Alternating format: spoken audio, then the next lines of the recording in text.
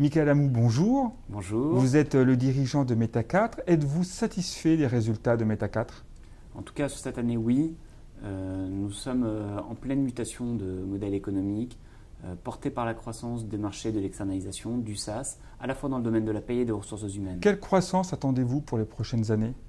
On mise sur une croissance à 2 chiffres, régulière, qui est dans la lignée des résultats constatés au cours des dernières années, avec une accélération forte autour des métiers du SaaS, notamment. Pouvez-vous nous définir et nous expliquer le repositionnement effectué par Meta 4? On a décidé de basculer dans le SaaS. On a eu la chance d'avoir une technologie qui nous permettait de faire du vrai SaaS dans le domaine de la paie et des ressources humaines. Ça a été une mutation, un gros investissement pour être en mesure d'accompagner nos clients et de les faire bénéficier d'une mutualisation tout en maintenant un haut niveau de sécurité et de bonnes pratiques dans le domaine de la paie et des RH. Aujourd'hui, ça porte ses fruits. Notre société et cette offre de SaaS est véritablement en croissance continue, en acquisition permanente de nouveaux clients, ce qui nous permet aujourd'hui d'être rassurés sur la viabilité et l'intelligence de ce modèle. Comment évoluent les attentes des clients pour la paye entre le SaaS, l'hébergé, mais aussi l'externalisation, l'outsourcing? À mon sens, l'hébergé est un peu dans la lignée des modèles du passé, consiste à être isolé dans un hébergement qui soit propre au client et vivre sa vie de manière un peu indépendante des évolutions. Il y a un gros risque d'obsolescence des produits dans ce modèle-là et je crois que les sociétés en ont de plus en plus conscience. Tout d'abord parce qu'elles payent énormément en maintenance de ce type de logiciel, qu'ils soient hébergés ou qu'ils soient chez eux, mais également par le fait qu'elles ne bénéficient pas des évolutions et des nouvelles tendances du marché.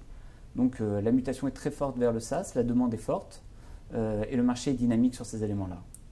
Comment les entreprises choisissent-elles entre une paie en SaaS et une paie externalisée? A priori, elles choisissent aujourd'hui le SaaS. Dans certains contextes d'entreprise, la contrainte des process propres à une société et la réticence au changement des utilisateurs finaux peut parfois engendrer le maintien d'une situation. La puissance financière de certains éditeurs cotés change-t-elle la donne sur le marché? Alors, je crois que ça, c'est une arlésienne. À chaque mutation dans notre secteur, je l'ai vu dans le domaine de l'ERP avec les entrées de SAP ou de Microsoft dans le domaine de l'ERP pour PME. À chaque fois, il y a des effets d'annonce autour de l'entrée de gros acteurs qui vont révolutionner le marché et balayer les acteurs préexistants. Je crois que le marché est différent, qu'il met des années à se restructurer, qu'on est sur un marché de renouvellement. C'est un marché de renouvellement long. La durée moyenne de fidélité d'un client est de 17 ans dans l'externalisation. Donc, ce ne sont pas des phénomènes. Il n'y aura pas de raz-de-marée sur ces éléments-là. Mais par contre, ces nouveaux acteurs vont donner un nouveau dynamisme au niveau de la créativité des entreprises et vont forcer tous les acteurs à se repenser, ce qui ne peut faire que du bien à ce marché. Quels sont les principaux relais de croissance pour Meta 4 au cours des prochaines années? Alors, ils sont de 2 ordres. D'un point de vue géographique, d'abord, on dénote chez Meta 4 aujourd'hui 3 pôles de croissance fortes. D'abord, la France, qui est un marché dynamique, avec un fort renouvellement vers le SaaS du marché. Un second pôle qui est l'Amérique latine, et plus particulièrement le Brésil et l'Argentine, qui sont en fort développement. Et le troisième, c'est les États-Unis, notamment au travers de notre offre RH.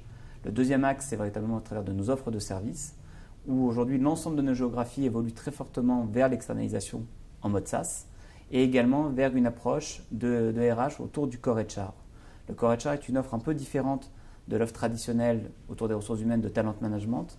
Le Talent Management étant une offre qui consiste à retenir, développer des talents, parfois les recruter également.